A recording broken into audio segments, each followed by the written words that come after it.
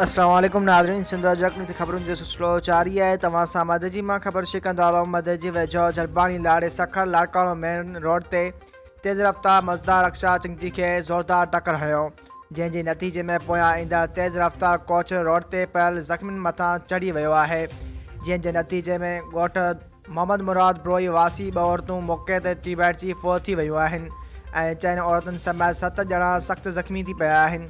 ज़ख़्म में दर बीबी ब्रोई, सोनी खातून, गंज खातून, शायान, समीर, बाबर ऐं इम्तियाज़ शामिल आहिनि। ओॾा मज़दार ड्राइवर मौक़े तां मज़दार काहे फ़रार थी वियो आहे ऐं पुलिस कोच ऐं ड्राइवर खे पंहिंजी तहवील में वठी छॾियो आहे। ॿिए तरफ़ ज़ख़्मियुनि खे नाज़ुक हालत हुजण करे लाड़काणो अस्पताल मुंतक़िल कयो वियो आहे।